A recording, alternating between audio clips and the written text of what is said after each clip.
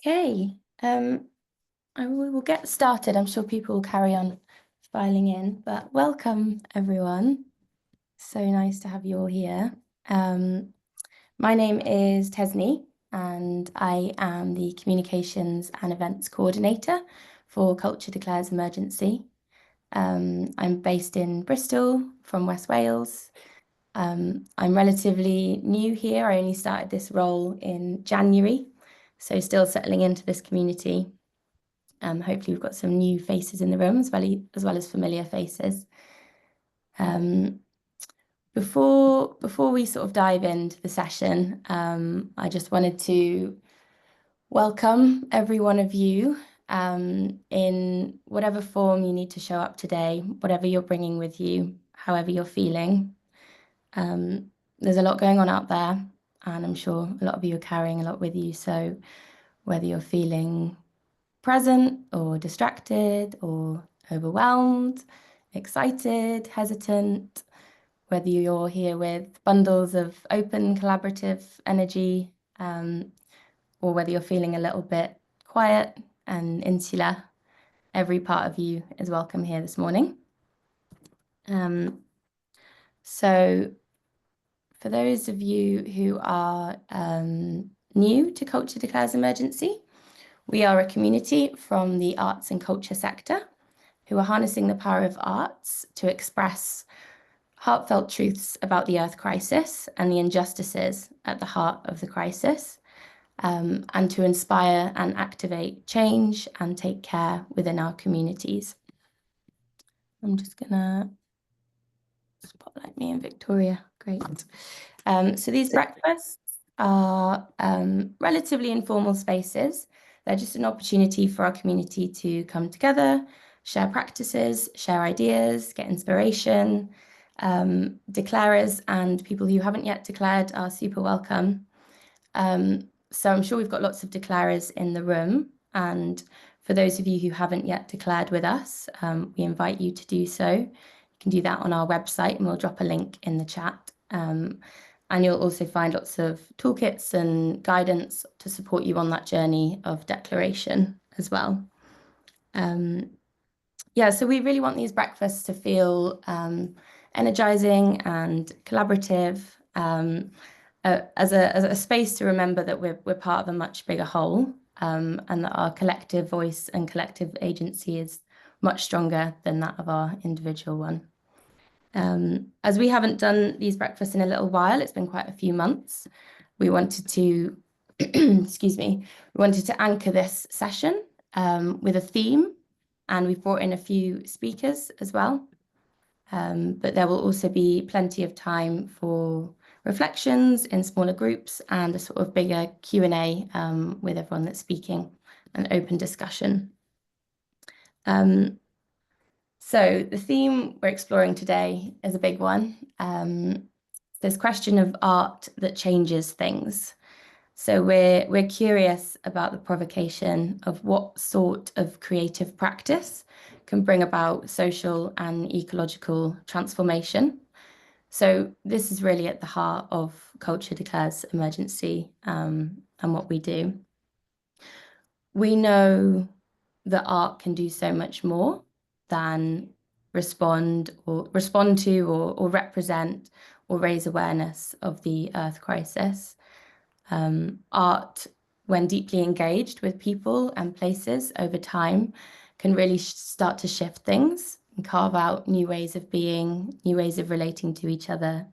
It can disrupt the status quo and expand our imaginative capacity for what's possible. One of our founders, Lucy Neal, writes about art that moves from representation to transformation, and is accountable to the time in which we live. So we're really interested today in talking about creative practice, the process of creation, means of production. So who you work with, where you work, how you work. We've got some incredible artists and community organisers who've joined us, and we'll be sharing their practices. So people working across poetry and sculpture, installation, community arts, food growing, circus, performance, ritual, visual arts. And yeah, we're also going to have a chance to hear from all of you. We're going to break it up a little bit. So we'll hear from a couple of speakers and then we'll go into smaller groups so we can reflect on what we've heard and share our own practices. And then we'll hear from a couple more speakers, go into little groups again, and then we'll have a longer chunk of time at the end for just open kind of Q&As for everyone, an open discussion. So as you're listening, if you think of any questions for speakers or for the collective more broadly, feel free to drop these in the chat and I'll keep an eye on that and write them down for the end of the session. Feel free to also introduce yourselves in the chat, let us know where you're dialing in from, what your practice is, and share links in there if you want to. We are recording this session, but we won't be recording the smaller breakout groups. I think that's everything from me. Just a reminder to stay muted while we're hearing from our speakers. Yeah, Victoria, did you want to just say hello and introduce yourself? So Victoria's the other coordinator for Culture Declares. Very briefly, thanks, Tesney. Just welcome everybody. We've got quite a few things going on in CD, hopefully to respond to the the way the world is, the crisis is it's evolving very rapidly, and we'll do that by email soon. So we're hoping that we're going to put out some resources that will enable you in this situation. So that will follow up. We've also just created a Hilo account. I don't know if some of you are aware of Hilo, which is a kind of pro-social platform for sharing. So if questions don't get answered in this session, you can post them on that platform. We'll share the link and we'll share information following this session. Yep, that's about it, I think. So yeah, you'll get the link to join Hilo if you'd like to do that following this session. And just so welcome to Tesney, who's really just slipped into this role and is just doing a wonderful job. And this is her first breakfast, so be kind. Be easy. Thanks, Victoria. Fab. Yeah, it'd be really brilliant to carry on the conversation in Hilo and on social media. We'll share a link to our newsletter so you can all sign up as well. We're going to move that onto Substack soon. Okay, so I think we will get started and hear from our first speaker, which sounds very formal, but it doesn't need to be that formal. I don't think we've got Zena in the room yet, do we, Victoria, from what I can tell. So Freddie, are you happy to kick us off? Yeah, sure. Brilliant. I'm just going to spotlight you. Okay, take it away. Hi, everybody. I'm Freddie Yorner. I'm based in London. I'm a multidisciplinary artist. My background is in design and social innovation. Spent a long time running a charity. In 5 minutes, I'm going to talk to you about this extraordinary topic, which is truly the ambition of all my work. I had to drop back into my own bio a second ago, and there's some nice lines here that say, I have a deep belief that cultural outputs can be a social catalyst. And it also says, sorry, I've got a puppy here who's being a pain, which I'm not used to, destroying the studio. I'm going to bring her up here so that she stops whining. And then you can say, oh, cute. And then we can move on. Also say, I believe that art can carry important and urgent ideas and start new conversations. And in doing so is a vital lever for change. Now, whether I'm managing to achieve that is another issue altogether. So I'm going to very quickly talk to you about the story of this flag that I have behind me. It's called This is a Red Flag. It came about as a project. I make a lot of paintings using pollen as a pigment. I've got a lovely little show at David Parr House in Cambridge at the moment of pollen paintings. And most of those are around food and agriculture. And I have another weird obsession in my life about William Morris, where I attempt to become William Morris at the beginning of each year for 3 months. I don't cut my hair or my beard and slowly but surely become more like him.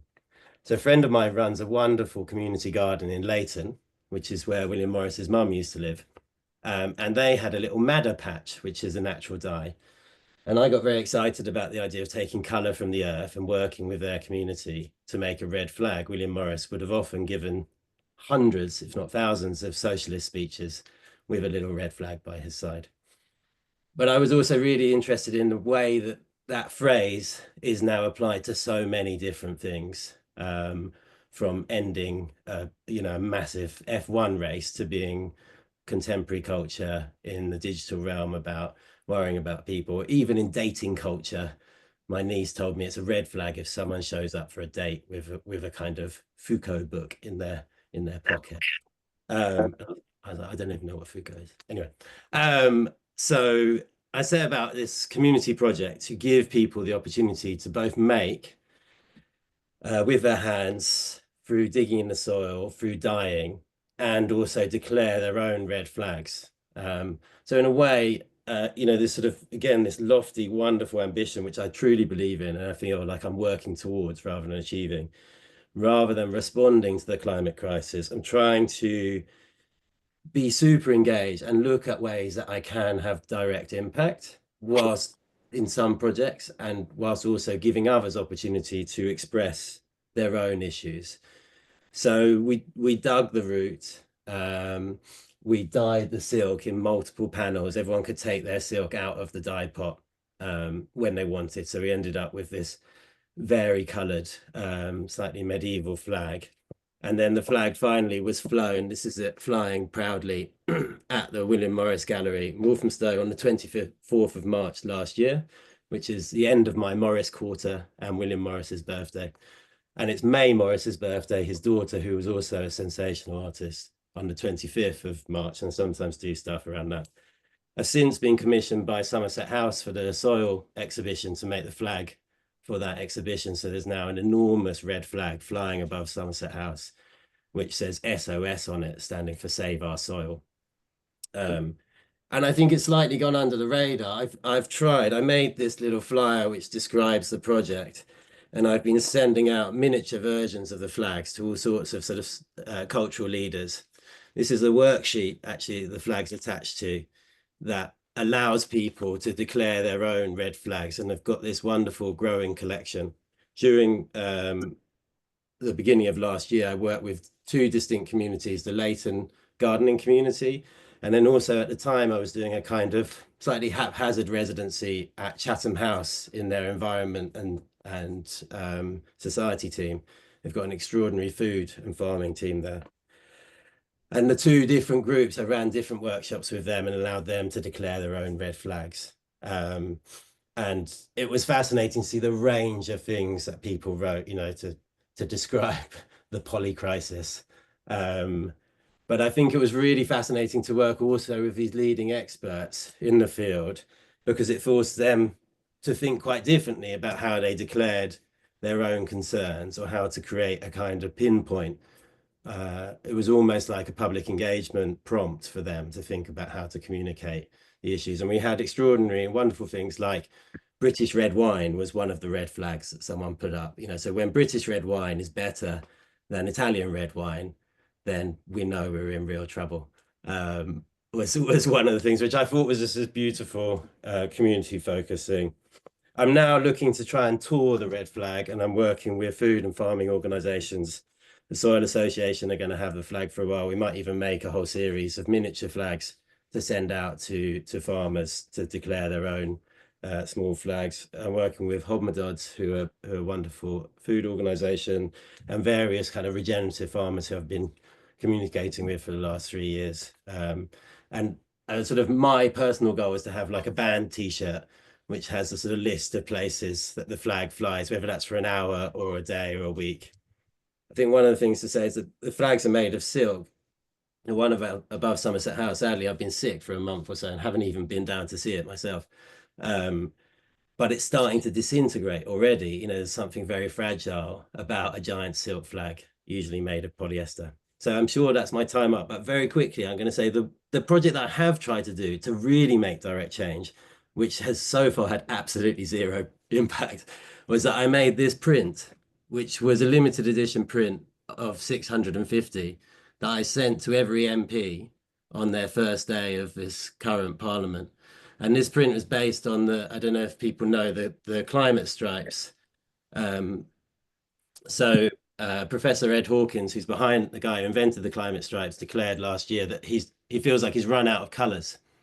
It's got the temperature so high he's run out of colours. So this was a kind of colour card that suggested some terrifying new colours that might be added to the thing as a prompt to the new parliament to say, you really can go further. I did it off my own back.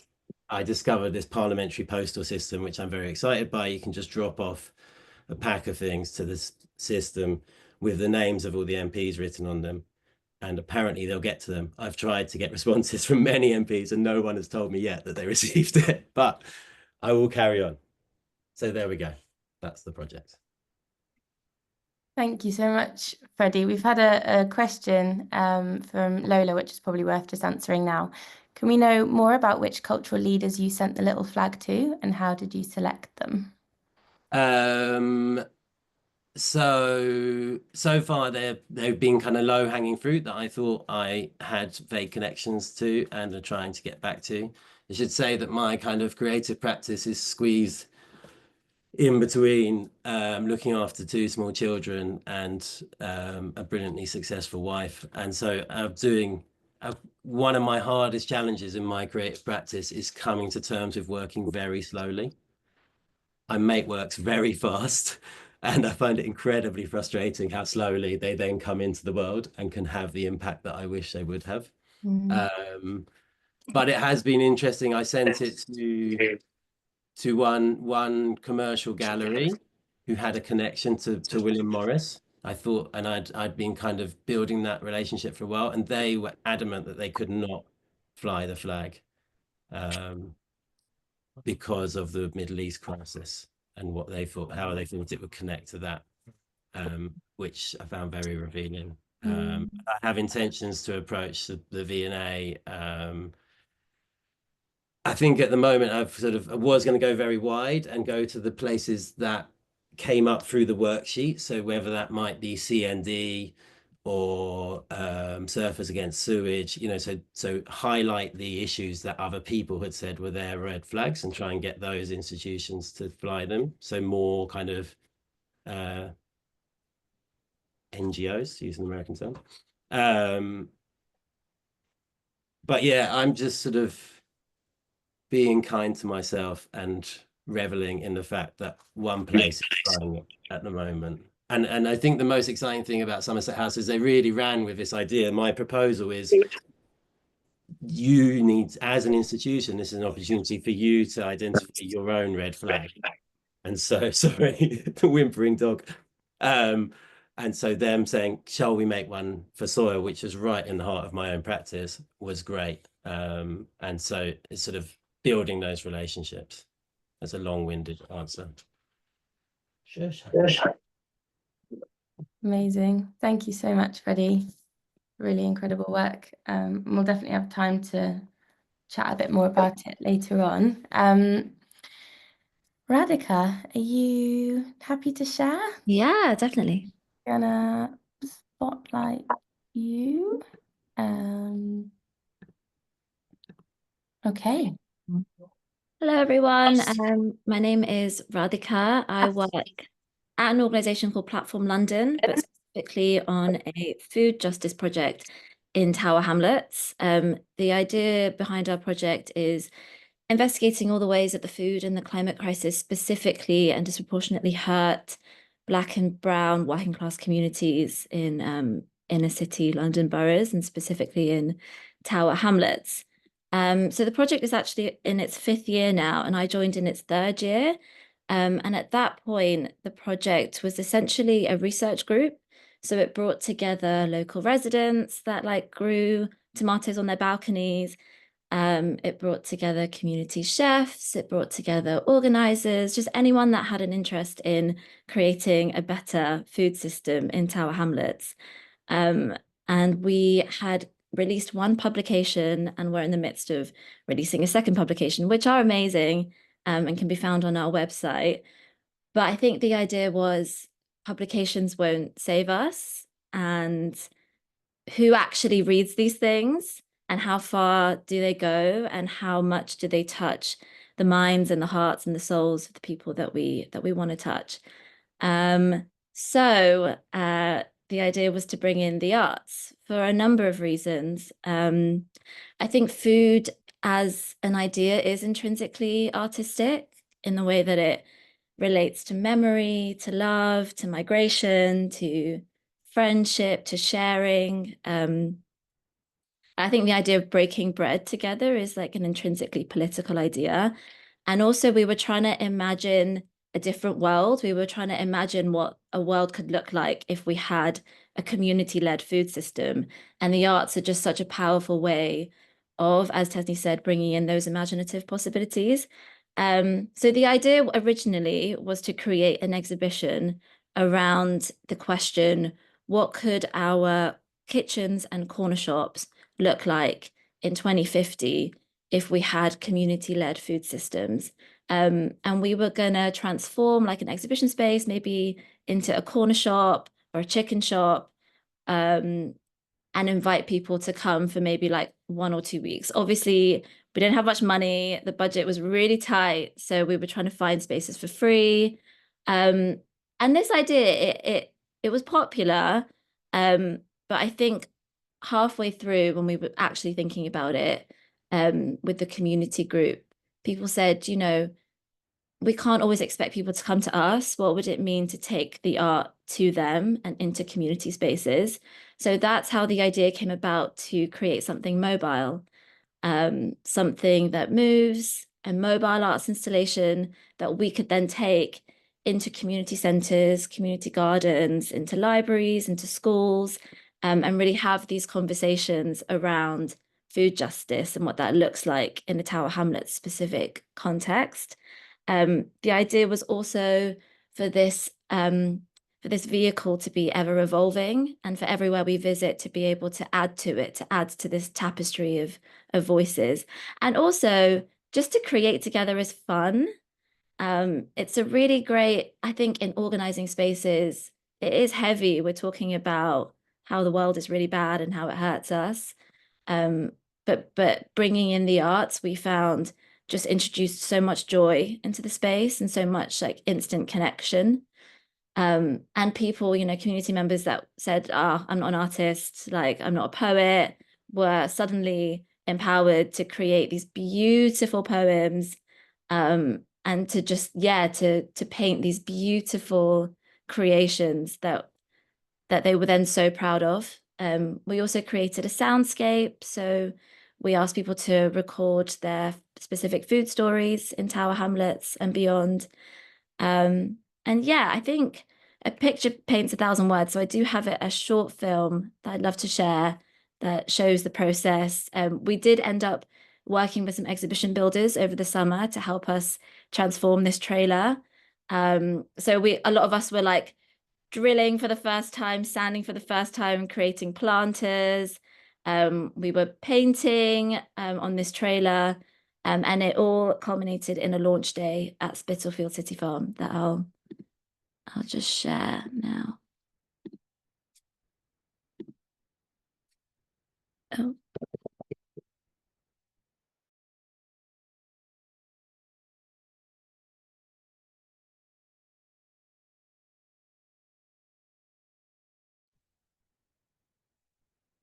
Have you got everything you need, Radhika? The permissions to share, or?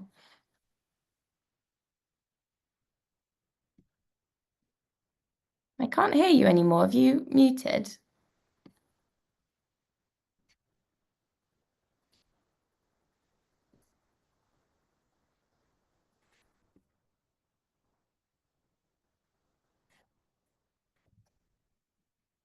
Can anyone else hear Radhika? I'm not hearing. No, you got no audio. No. We've lost your audio. Radhika, you could share the link and we could try and sort it out during one of the breakouts and then share it afterwards. How about that?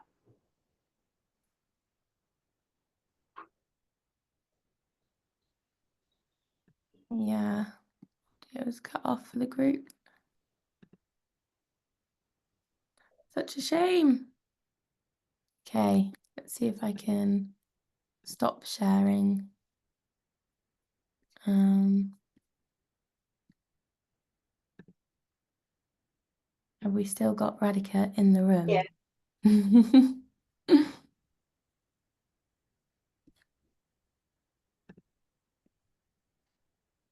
Radhika, I'm not sure if you can hear us, but we can't hear you anymore. But yeah, we can try and get that film shared. Me or Victoria can try and share it.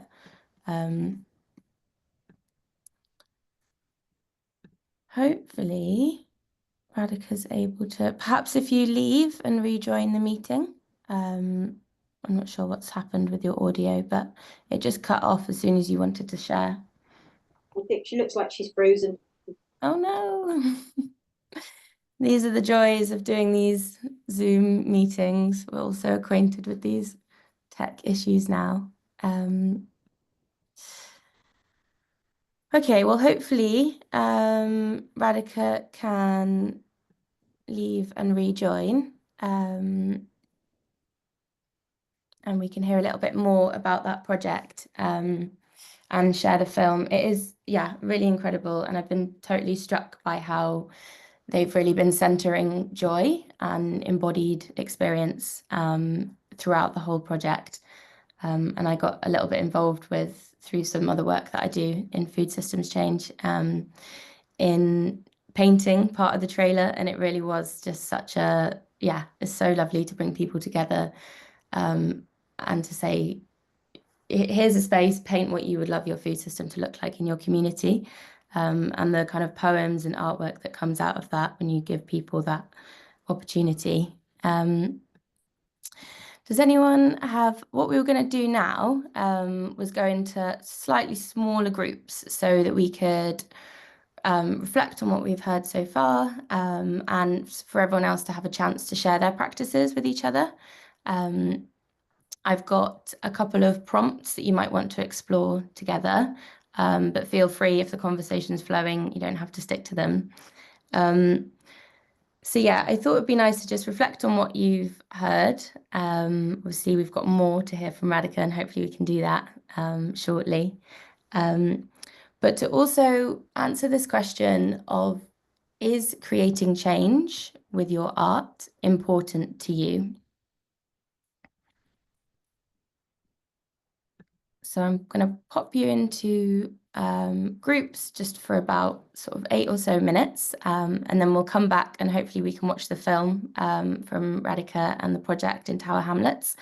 And then we're going to hear from Eloise and James as well. Hi again, Radhika. I'm so sorry. I don't know what happened there. No, it's so fine. We lost your audio frustratingly. So I've everyone's in breakout groups, just kind of reflecting and exploring a prompt. But it'd be lovely to just carry on with you once they're back. Thank you. I don't know what happened there. That was so. It's classic timing, isn't it? But I think we're so used to it now with just Zoom techie. It's a beautiful thing being able to bring people together from all across the country, but there's always this sort of thing. Always. Sorry. I'm just going to check. I'm not sure if anyone in this space, Penny, Louise, or Becky, whether you've just joined. So we've sort of popped everyone into breakout groups for a short amount of time, but you're welcome to just join this in between space. We've heard from a couple of speakers, and we're just reflecting on this question of, does making change with your art feel important to you? And an opportunity for people to just introduce themselves and share their practices with each other. But yeah, there's about 4 more minutes in the breakout groups, and then everyone will be back into plenary. So you're welcome to unmute and introduce yourself, Becky, or if you just want to grab a cup of tea and then join in for the rest of it. Hi. Hello. I'm going to keep my camera off just because I haven't sort of had a shower and all of that yet. But no worries. But yeah, so really sorry for joining late. Just my laptop keeps overheating and I have to take it to be fixed today. But I really wanted to join. So yeah. Oh, well, it's lovely to have you here, and I know that a 9 a.m. start is a tricky one for a lot of people to make. So It wasn't, yeah, I was a bit like, oh God, that's early. That's an early, but it is a breakfast, isn't it? So it is a breakfast. um, but yeah, just hello, and I'm in Hastings, and I'm an artist activist. Yeah, just kind of wanted to reconnect. Really, I hadn't sort of been to one of these for. I didn't know if they'd been happening or if they'd just fallen off my No. radar. Or Sadly, they haven't really been happening. We've sort of been at quite limited capacity for the last year. So I've just come on in January as communications and events coordinator. So part of my role is bringing these breakfasts back to life. oh, cool. So we do plan to do them more regularly. We're also got a big chunk of our focus at the moment is fundraising, as is everyone's at the moment. Yeah, God. But yeah, these feel like really important spaces for people to come together and just, as I said in the introduction, just to remind ourselves that we're part of a much bigger collective, and it can feel very overwhelming and hard, a lot of the work that we're all doing. So to have these spaces to come together and find opportunities to collaborate and share practices and share ideas is valuable. So yeah, I think that sense of community is even in an unspoken kind of sense, it really helps me to keep going. yeah, completely. Yeah. What's your sort of practice, or what projects are you involved in? So art activism, quite multidisciplinary, but I guess more visual art and socially engaged. But it can kind of take a variety of different outcomes. Current project actually is really interesting. So I don't know if you heard about the seedbed residencies at Greenham Common with 101 Outdoor Arts. So I'm lucky to be a seed. Wow. So there's 10 artists have been selected, and so it's an R&D grant at the moment, and we did an induction weekend, and we met some of the Greenham women from the Peace Camp, and we met rangers because it's now a common. So it's just investigating the layered history of Greenham Common.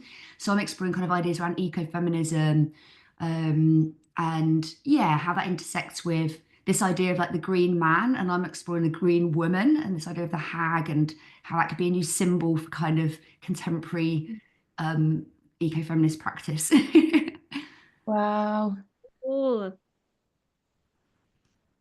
That sounds awesome. I'd love to hear more about that if you've got some links you could share. Yeah, That definitely. sounds really fascinating. I'll pop a link into the chat. I was going to ask you guys a question, but I didn't know if we were about to go back. Got 45 seconds. Yeah, tell me about you. Radhika, do you want to do a quick? Yeah, I work on a community arts project in Tower Hamlets. It's about food and food justice.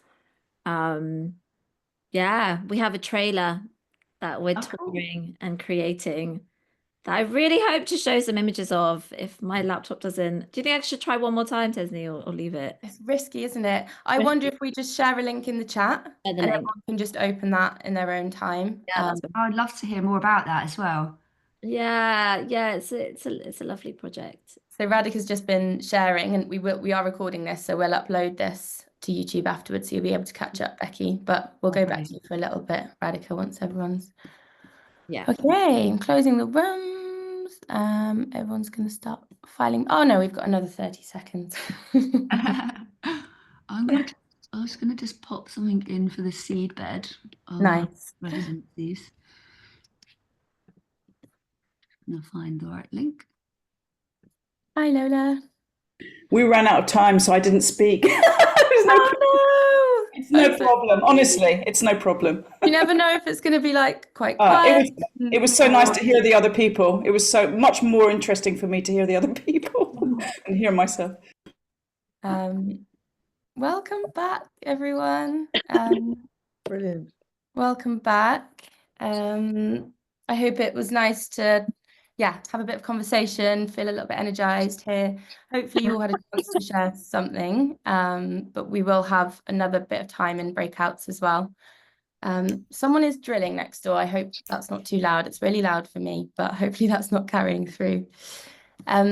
So we've got Radhika back in the room, and Radhika's just going to finish sharing about the project that she was talking about that we had to cut off. So Radhika, I'll hand over to you again. Thanks, Tesni. Yeah, sorry about that. Sharing my screen seemed to just crash my laptop out. Really sorry. But yeah, I'm gonna put, instead of trying again, I'm gonna put the film in the chat. It's only a minute and a half, and I think it gives a really nice overview and a picture of like the feeling and the essence of the project. It really was wonderful. I think as well as getting our message out there more, it just brought us together as a community group. We noticed that we felt way more connected, not just as organizers and people that live in community together, but also as people that genuinely cared for each other. And yeah, it just, as I said, it injected this feeling of joy into our project that was really invaluable. So what we want to do now is, it was essentially, a converted coffee trailer that now looks completely different. And it will continue to evolve as we tour it. So we really want to take it, as I said, to community centres, to libraries, to just, to parks, to festivals, to places around Tower Hamlets. Our project is also, we're really proud that it's very intergenerational. So we have elders as well as young people, and that exchange is really fruitful. We just, over Christmas, we did a karaoke party with the trailer. So I think, it's been really fun as an organizer to just center joy in this work. And I really, really recommend watching that film that I posted in the chat, just because I think it can be hard to visualize what I'm talking about, and that film does it really well. I think that's everything. Thank you. Thanks, Radhika. Yeah, I really do urge everyone to watch the film and get a sense of this trailer.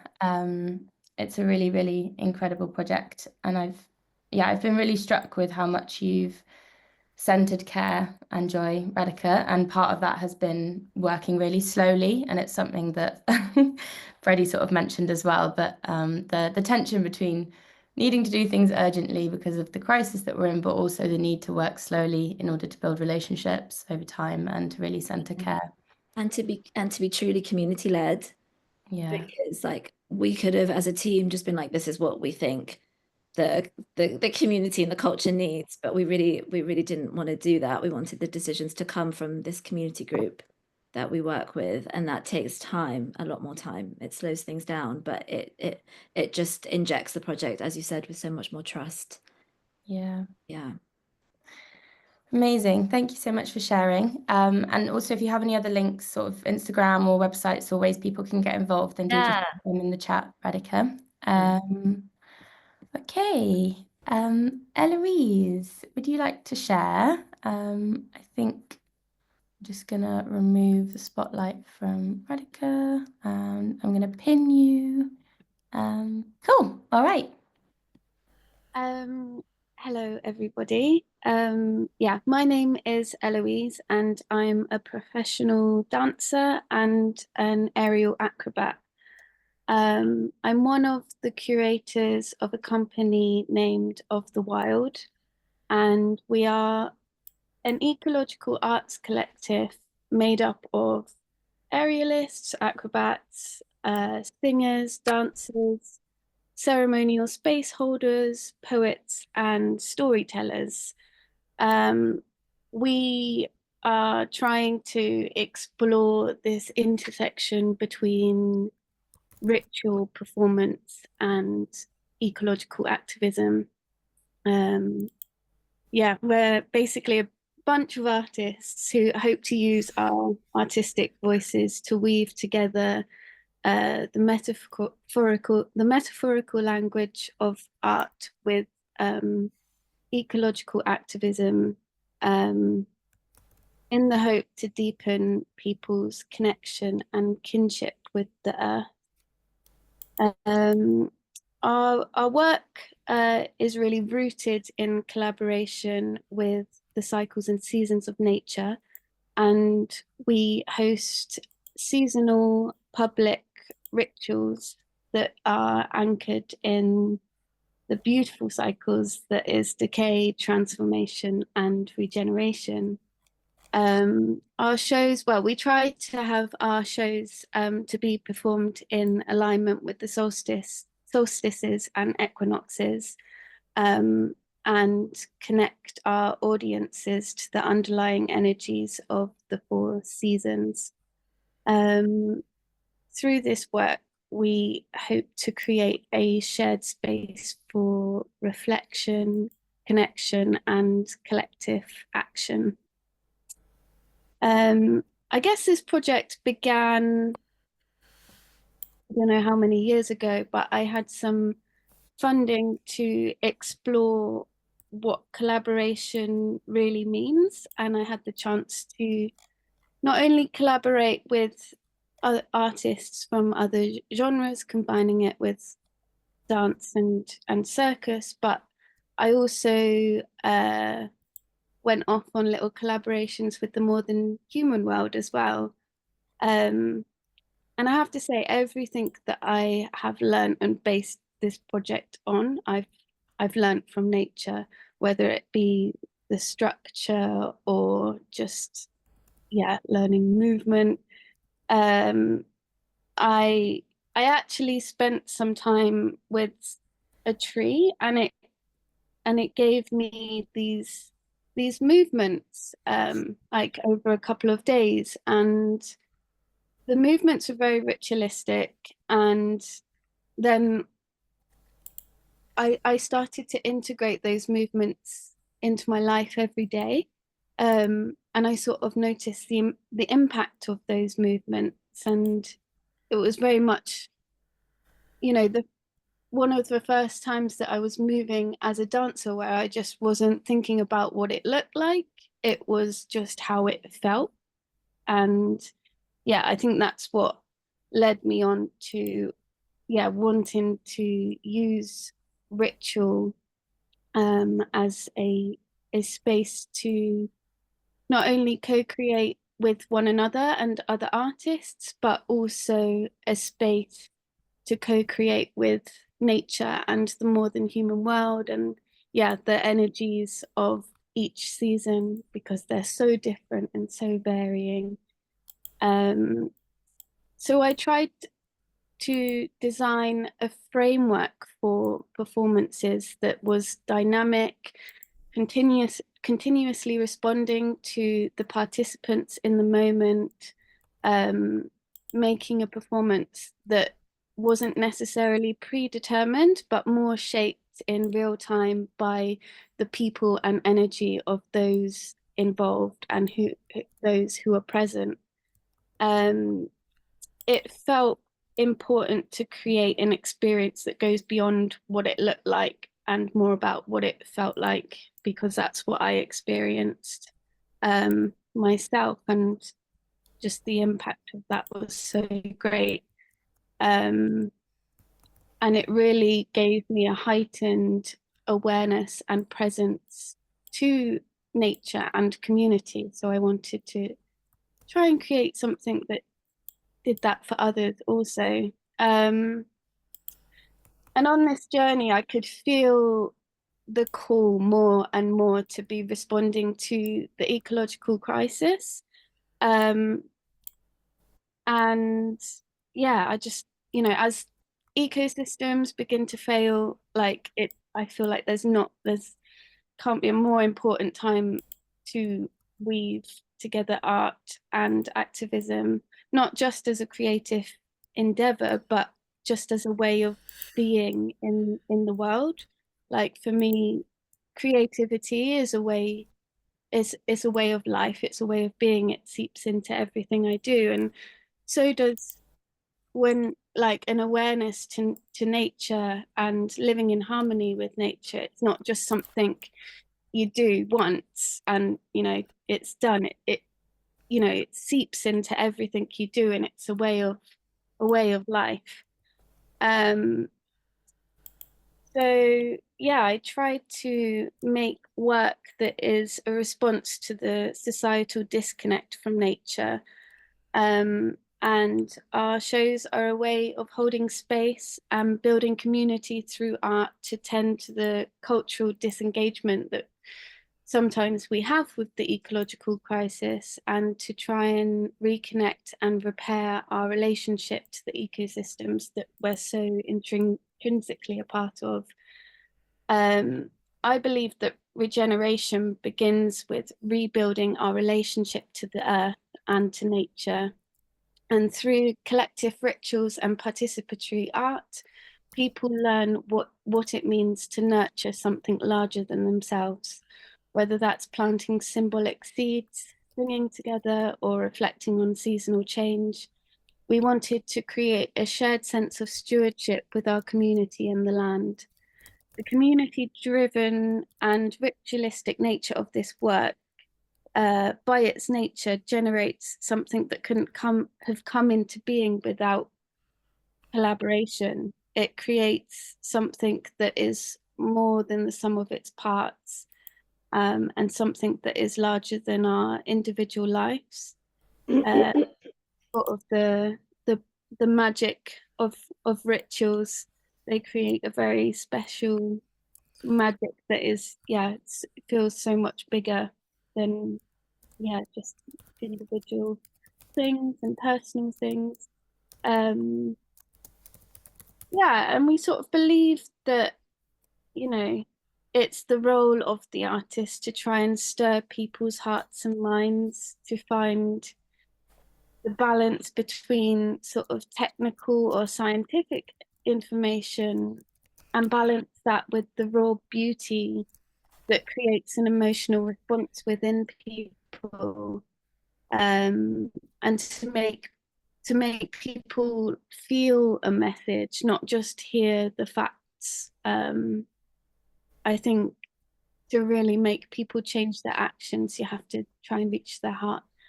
And we hope that by telling new stories in our ritual of wholeness, interconnection and renewal, we hope to counter narratives of destruction with hope and possibility. We believe that not one thing is going to solve the crisis. We need multiple solutions and approaches, and we need to reach across genre and discipline to co-create ideas that couldn't exist without the provocations and dialogue of collaborative action. It's the weaving of art and science, factual and imaginal, that will help us build new structures and new ways of knowing, moving forward towards a future where everything is interconnected. So sort of our aim is to tell a different story, one that moves beyond crisis and into regeneration, one where art and nature are woven together in reciprocity, reminding us that we are not separate from the living world and we are constantly a part of it all. Thank you so much, Eloise. It's really fascinating to hear about you learning from the more than human world and learning movement by spending time with trees. So yeah, I'd love to hear more about that at some point. And that focus on how something feels rather than how it looks. And I'd say I've come to one of your rituals, and that is the experience of a participant as well. It's a really embodied, feeling-based experience rather than, simply an aesthetic one. So yeah, amazing work fostering new relationships. Can you, if you're happy to share, I've shared the link to your website in the chat, but if you've got any upcoming rituals, I'm sure people will be happy to or be keen to get involved. So I'll share the link to a video that, so you can see a visual representation of our rituals. It's video footage from a combination of, I think, 3 of our rituals last year, along with audience feedback, which was so lovely to hear the audience's feedback. Yeah, because as a performer, sometimes you don't get to hear it, especially straight after a performance. People can be talking to you, but you're kind of still got a lot of adrenaline and it won't go in properly. So it was really nice to have it afterwards, and so it could really sink in properly. So it was really lovely. So I'll just share that in the chat. And we do have our next ritual planned for spring, and that will be on the 19th of April, in Bristol. If anybody's interested in coming along, then please do. It would be lovely. Thank you so much. Okay, we've got one more artist to hear from before we hear from all of you. I'm just going to remove your spotlight. James, are you happy and ready to share? Yeah, I'm just lovely. Thank you. Spotlight you for everyone. Okay. Okey-doke.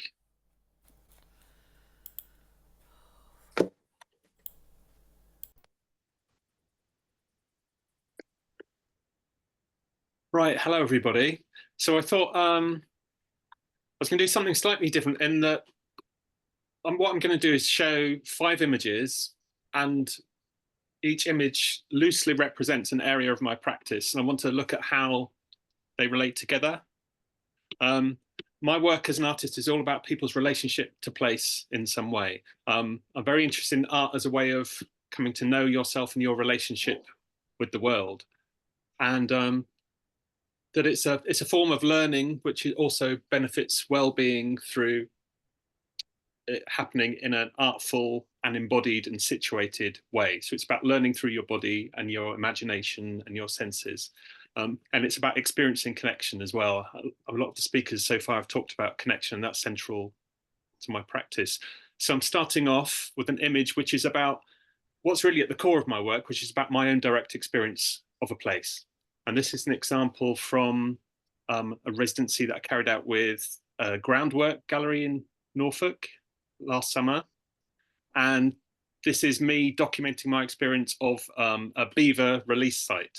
So a lot of my research, a lot of my practice over the last few years has been about wetlands and rivers in particular, working through a research project called Queer River, which I set up a few years ago. And this image shows that kind of immediate response to the place and to what the beavers were showing me, really. In a similar way to Eloise, I'm very keen to draw from the intelligence and, if you like, the cultural practices of other animals. And as I'm fascinated by rivers, and beavers do amazing things for rivers, that's my current obsession. So here's just a little image of me responding to that place and recording my experience by taking some of the natural pigments from the site, writing down what I'm hearing, what I'm seeing, what I'm thinking, and gathering some of the materials to take away and to use in different ways later. I mentioned Queer River. Queer River I set up because it was partly a sort of sense of reflecting on myself and thinking, what does a queer perspective on a place bring? We all see and experience and understand places differently. And I'm very keen that in the work that I do with people, it's not about me sort of telling them what to do. It's about me supporting them to realize this, to realize how they relate to the world, and to have an opportunity to document that and to share that with others. And so as part of Queer River, what I do is walk and talk and make with others, mainly one-to-one, sometimes a small group. And if you like, this is almost like the ripple starting to come out. So we've started with the individual, now we're starting with the collaborative, dialogical. And this image is from a walk that I took with a researcher called Andy Marks, who's based at the University of Edinburgh. And Andy is researching, so let's look at my page so I get it right, community building and activism in response to the environmental crisis, particularly looking at sexual and gender minority groups. So he's basically traveling around, spending time with people who are coming together in community, in different ways, using creative and other ways to respond to the crisis.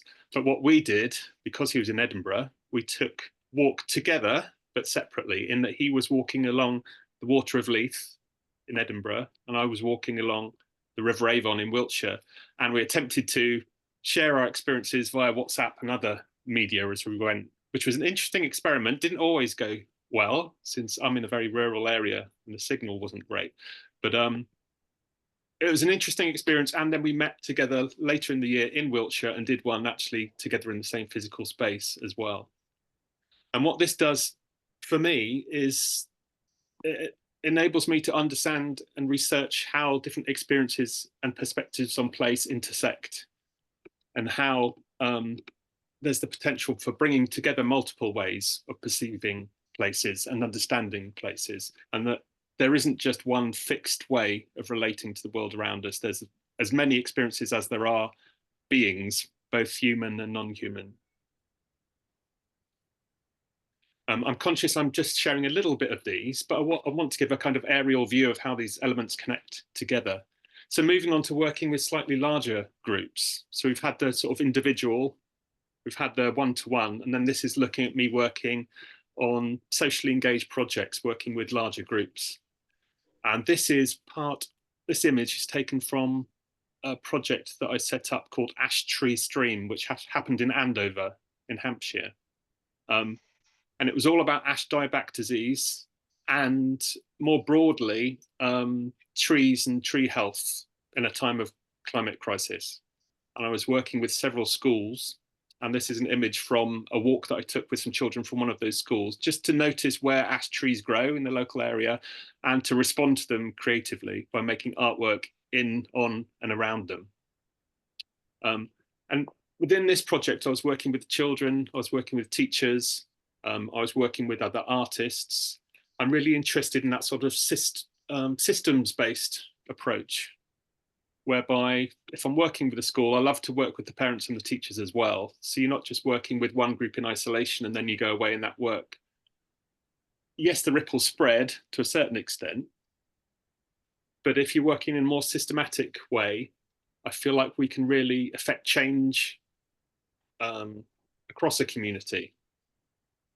And it's not about me coming in and saying, I'm the big artist, I'm going to make change. It's about me coming in and talking to people and supporting them to explore their creativity and their understanding of their local environment, and to share that with me, and in turn for me to help amplify their voices. As other people have mentioned, I'm also very interested in intergenerational work as part of this, and interspecies collaboration as well.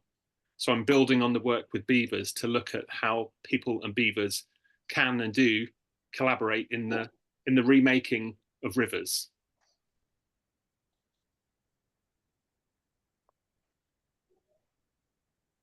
And then I wanted to move on to say, okay, so when I'm in these places and with the beavers, I'm rubbing some mud on some paper, I'm taking some photos, I'm writing what I can hear and what I can see.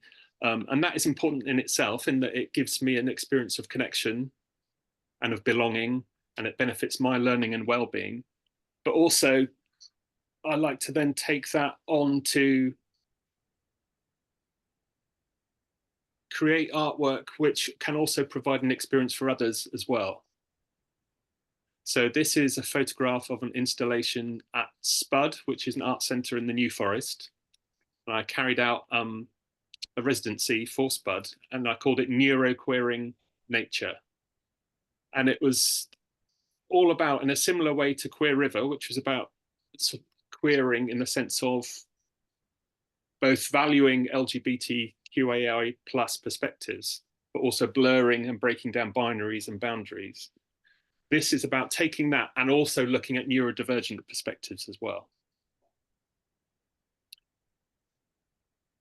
And in practice, what did that look like? It was about me spending some time living at Spud, walking out from the arts centre to spend time with a local river called Avon Water, documenting my experience of that river,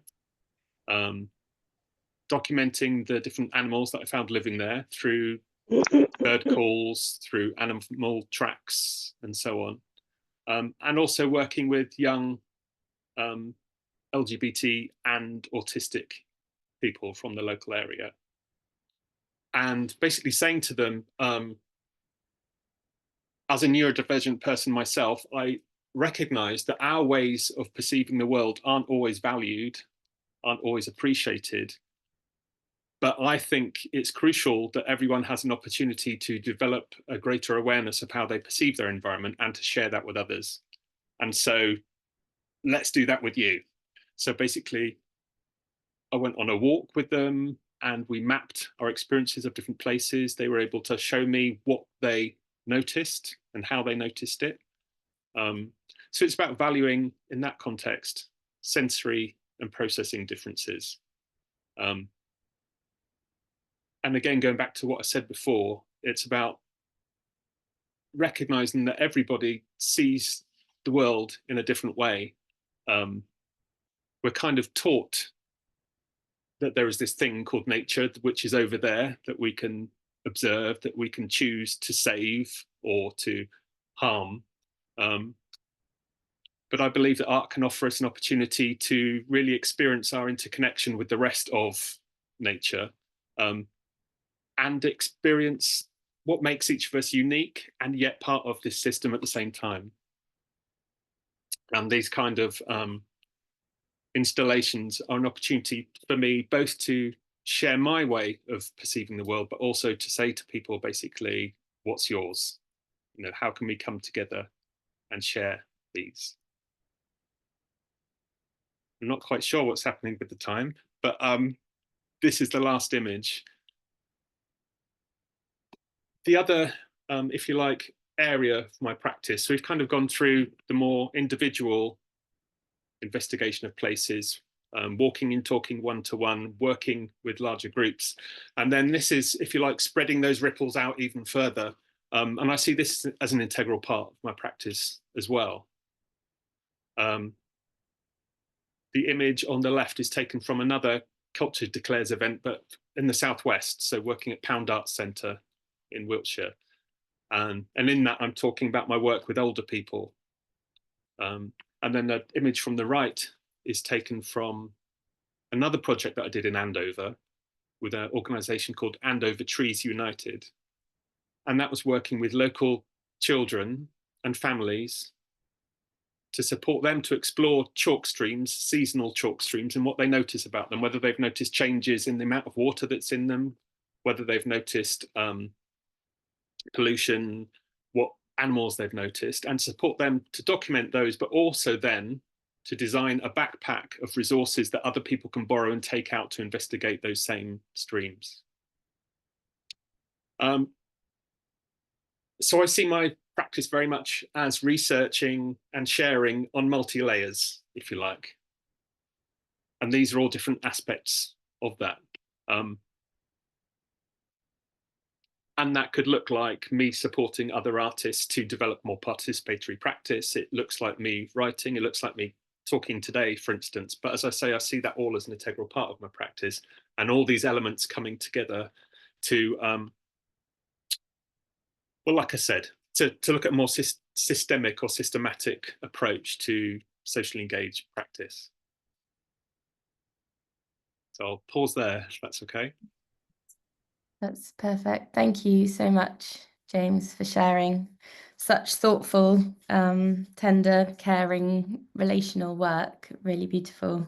And that emphasis on holding space for people to really explore their own creativity and relationships with place, and really celebrating those experiences. Yeah, thank you so much for sharing. Thank you everyone that's shared today. So we've got about, I'm just going to remove the spotlight from you, James. We've got about 20 minutes together,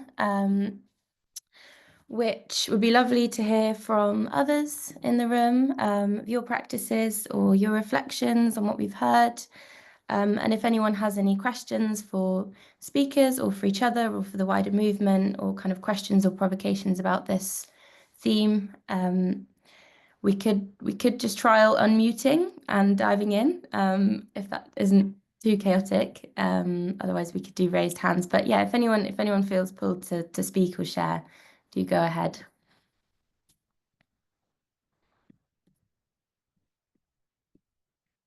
equally, if you'd like to type questions in the chat, feel free to do that.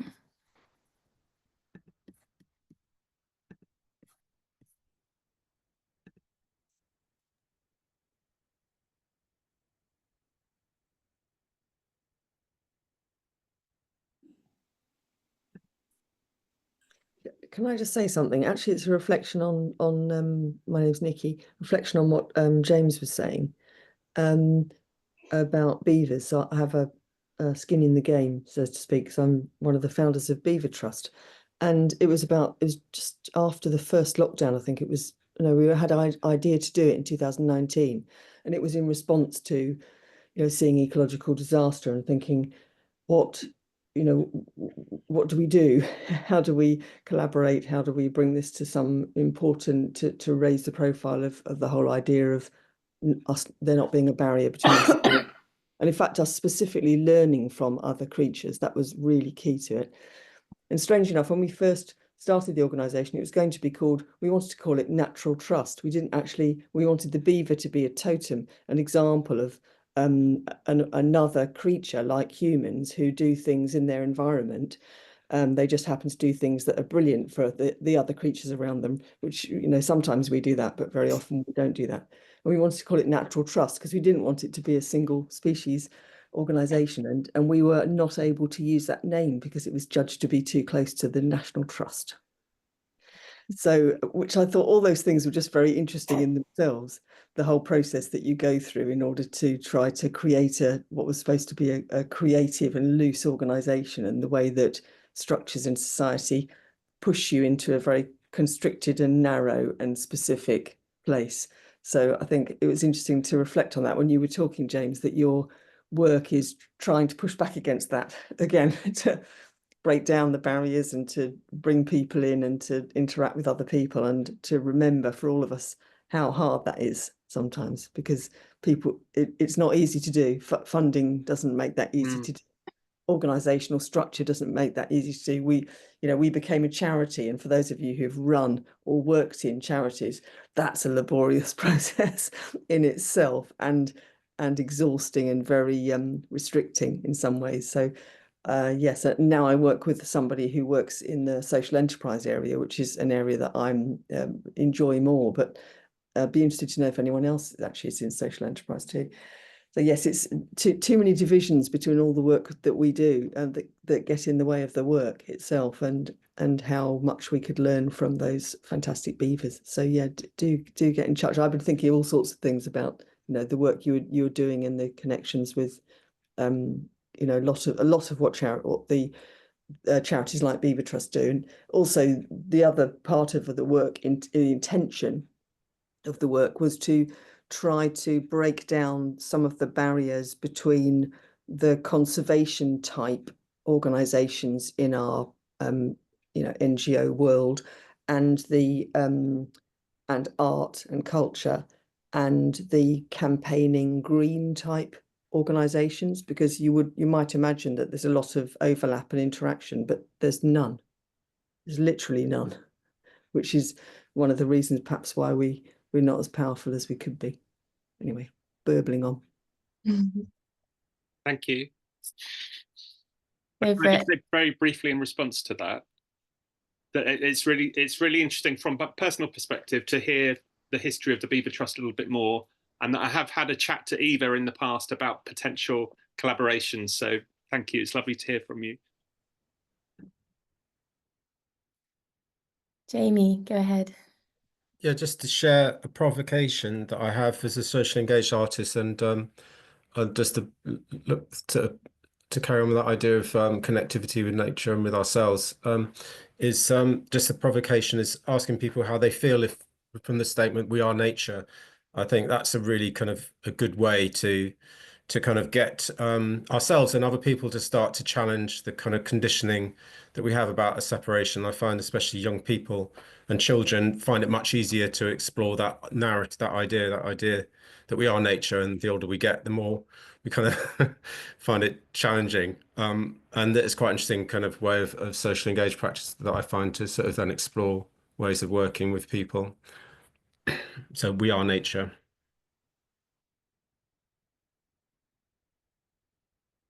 Thanks, Jamie. I haven't worked out how to put up my hand, but could I Go show ahead. unless anyone else is waiting, but I can't see. Nope, you go for it. I just wanted to thank you to the speakers. That was really fascinating, and I'm familiar with James's practice, but really nice to hear him speaking about it. And my name's Sophie, and just wanted to do a shout out to anyone who's kind of in the London area, because I run an organisation called the Walking Trees, and we are about art as this incredible vehicle to kind of turn around and transform our relationships with the more than human, and to challenge all of these fixed narratives. So we do meetups every month.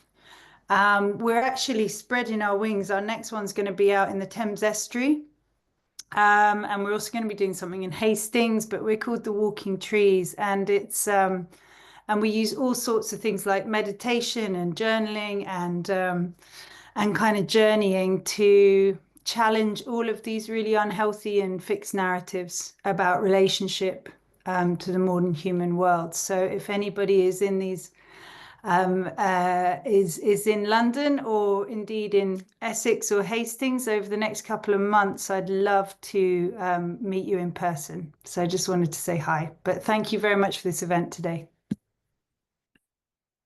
Thank you so much for sharing, Sophie. And yeah, do drop a link in the chat if you haven't already, so people can get involved and come along. Jess, did you want to share something? Yeah, hi. I know a few of you here, and so I wouldn't necessarily call myself a practicing artist.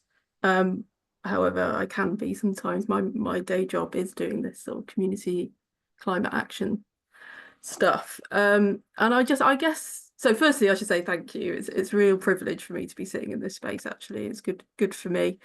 And it's been great to hear about all these fantastic projects and art practices happening. I was aware of some of them, but it's just really good to hear in more detail and in your own words how you've been operating and what your processes were for getting to your sort of end goals, really. So I just wanted to pick up on that idea that there is very poor communication between, I guess, if you want to say you're like the arts sectors and the kind of climate activist organizations, and I'd say that is absolutely true. And I often find myself in a bit of a peculiar position as someone with an arts background, but who sits very much in the project space for climate action organizations. And I guess it's a question, I've just got a question, like, how can we improve that? Because it's something I struggle with. I mean, I've carved out 2 hours for myself this morning, and then I'm going to go straight into like 8 hours of project management and community delivery and about 3,000 emails, and all that stuff. It's something that we really struggle with. I've been trying to help a bit where I'm based in Gloucestershire, where I am, and actually I ran an event that features an artist hero spotted, Pip, and that was great, but we haven't really built on it because we lack capacity mainly, but maybe it's ambition and drive. But what I would say from the real grassroots organizational level is we really do lack capacity, but we're also extremely focused on, I guess, the funder relationships, but also we're incredibly desperate, our own organisation, but also all the other organisations I work with, we're desperate to reach more people and have more impact.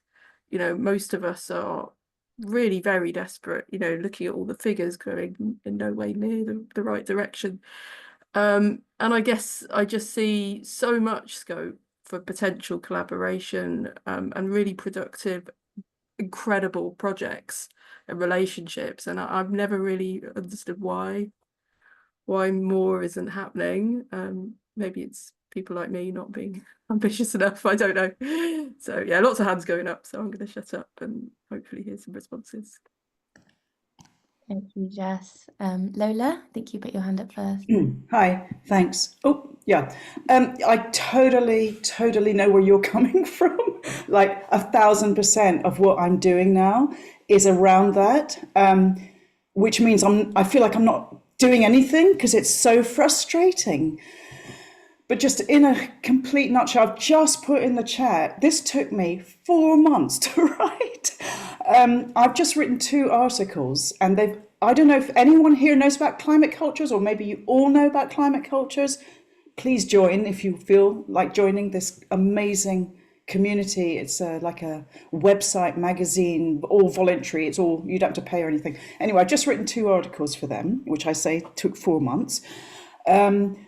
As a composer, my practice really since like 2015 or whatever has been to create a space in the audience so that in every concert, the audience creates a conversation, okay? So I don't want to drone on about that too much, but what it's become, in fact, Eloise, I really heard what you were saying about your dance practice, because what I'm doing now, I realize, is a ritual. The audience actually takes part in a ritual during my latest project. Okay, so it's all in those 2 articles. I've just put a link in, as I say. But what I'm trying to do, and I'm right at the beginning of this, is using my latest composition, which took a year to write. Somebody else was saying they're very slow. The first speaker was very slow. I'm also very slow in what I do. So it took me over a year to write this composition, is to use the composition as an example to cultural centres of a format. They don't have to use my music. I don't care which music it is. But the actual structure of the audience experience can be used differently by different musicians so that the audience and the cultural institution engages and lessens the disconnect between the science and the local environment, because all of these venues are going to be directly affected, if they're not already, by the changes we're seeing. So I find it really incredible that these funded organizations are just putting on Bach or whatever. You know, I really find it insane.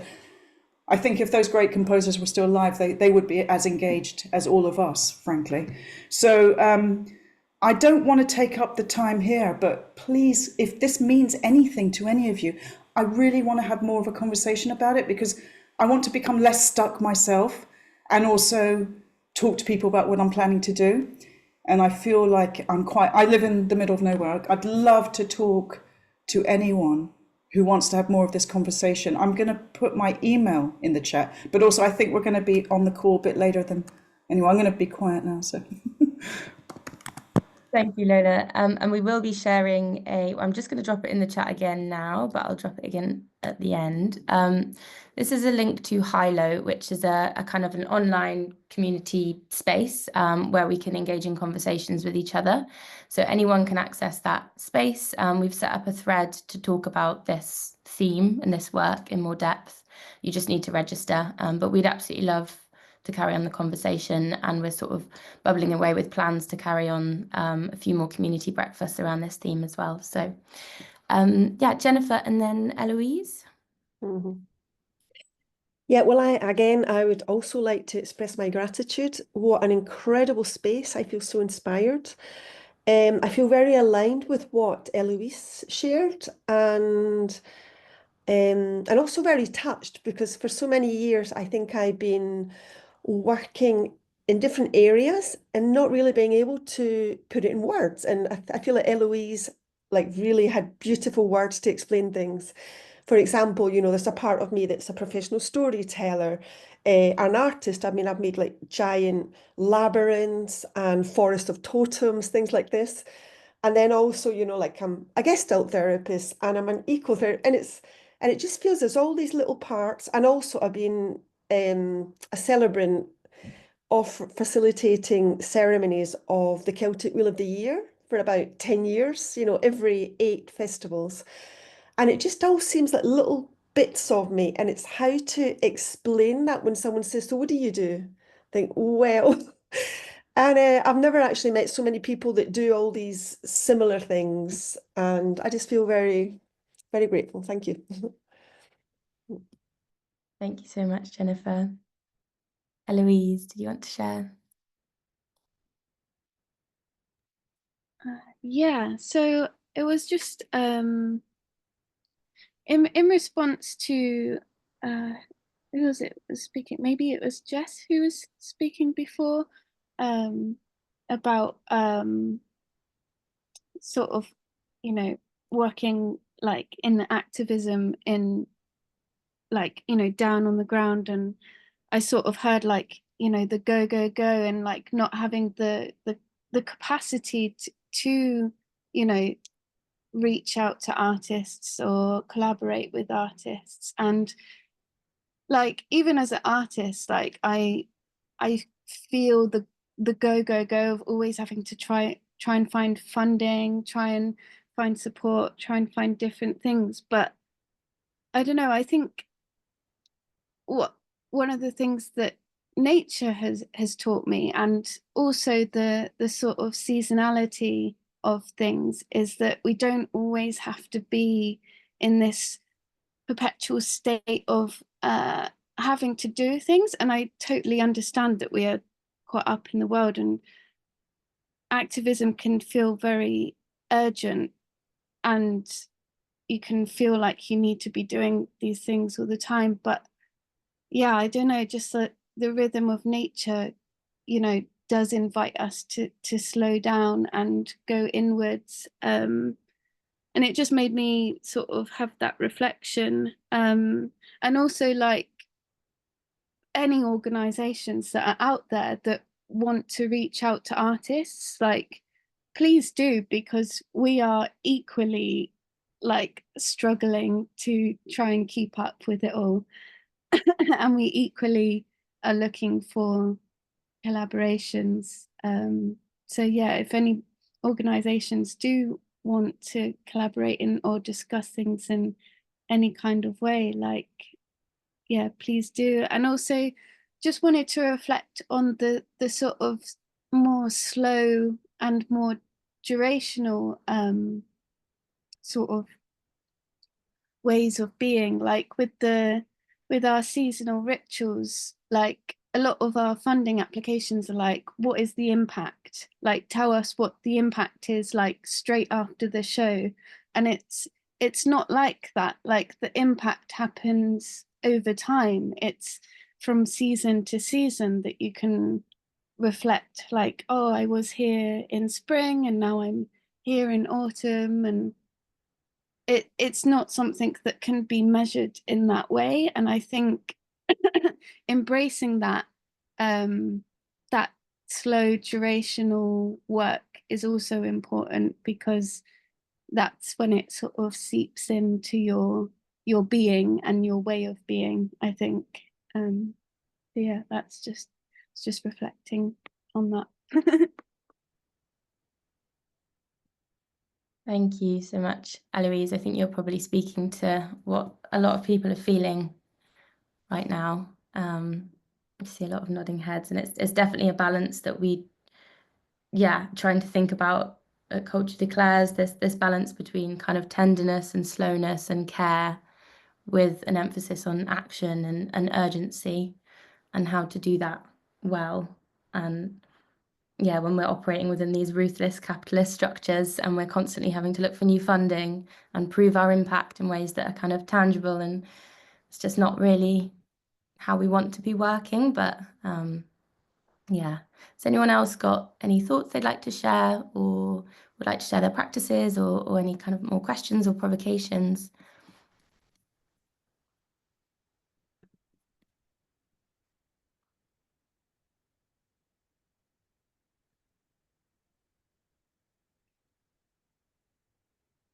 Amy. I think it'd just be useful for us to sort of think about what the next step is really in carrying on these conversations, and how people can kind of just how CDE can support everyone here to kind of on their own kind of paths and journeys, and how those collaborations can be kind of supported through CDE or in any other way. Yeah, did you want to talk a little bit about kind of the plans we've got for CDE? Oh, damn. Still in formation, but Well, I mean, are we going to do another one of these? It seems like this is a very vibrant and productive space. Are we, would it be a good idea to do another one of these and invite people to come to carry on these conversations? It's always difficult. CD has got hubs and it's grassroots and it's local community motivated, but it's a big, it's a big country, and we do have international hubs as well. Culturally, it's a big country. And so, it seems like this is a really good platform to carry on these sort of things. Otherwise, they can dissipate and disappear, and people go back to not being sort of supported. Is that something we can do, Tesney? yeah, I mean, that's absolutely a plan, and it'd be good to, I mean, maybe just give us a hands up or a react, an emoji if anyone in this space would be interested in joining another call around this theme. And the plans are to keep these community breakfasts going. I think it was kind of bi-monthly was the thought we had in terms of capacity, what feels possible. But yeah, so we'll let you know about those on our newsletter, and we'd love for you to all join that high-low space as well. I will reshare that link. I suppose in our newsletters will be monthly, and we can share more updates in the next one about our plans for CDE in terms of kind of how we want to be supporting artists and organizations to kind of move through this work. And we really do want to be kind of like unifying and providing a bit of a supportive structure that can hold organizations and people through this. So yeah, we're at 10:30 now, but it's been so lovely to hear from you all and have you all here, and hopefully some new sparks of connection and potential collaborations have been formed. We will be sharing the recording of this meeting along. We can share the chat as well, so all the links and email addresses that people have shared. We'll send a bit of a follow-up email with any useful links. So yeah, but thank you so much, everyone, for your contributions and for being here. Thank you. Thanks. Thanks,